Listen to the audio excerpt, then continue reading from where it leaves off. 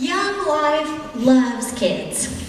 All kinds of kids, from the wildest to the mildest. We are involved internationally. Young Life has been around for 68 years. And in the last few years, our mission statement is every kid, everywhere for eternity.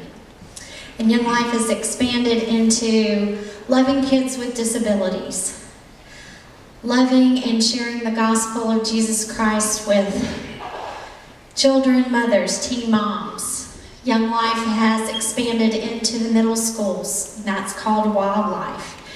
And in the last, appropriately named, right? I love middle school kids.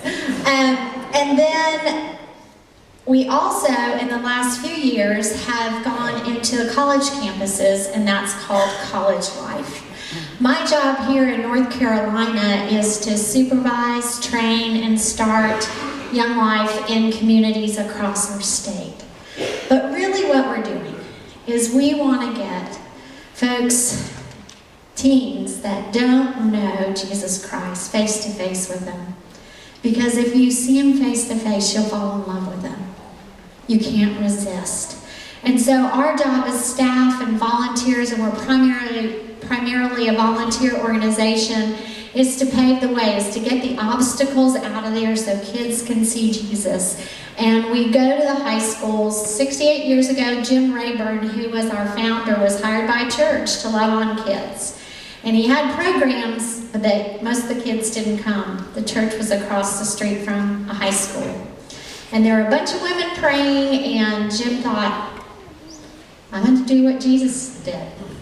I'm going to go be with the kids. So he started going to the football games and the basketball games and practices and lunches and began to build friendships. And through those friendships, he invited high school people to come to a meeting. And I think he started with the 658th annual Young Life Club, which was a total lie, but no high school person will come to the first of anything because they think nobody will be there. I think that's okay, isn't it? And Jim began the work, and it's grown and grown through the years. But what difference Young Life makes in a community is really amazing, and it starts one person at a time. And about 7 years ago, we started Young Life in a little town down on the Pamlico River called Washington. We call it Little Washington. And we have a staff woman down there named Hayden Litchfield. She's since left and got married, but Hayden was an unlikely candidate, and there wasn't a committee, and we never start Young Life without a group of adults that say, we'll be behind you, we'll pray for you. But there were 3 or 4 people that said, we just really think Young Life should be here, and we started to work there, and the Holy Spirit was just a part of it. Well, I said earlier that God just kind of sends me letters sometimes when he wants me to say things, and he did it again. So I'm going to read to you a letter from a mom in Little Washington right after Hayden came on staff in this little town.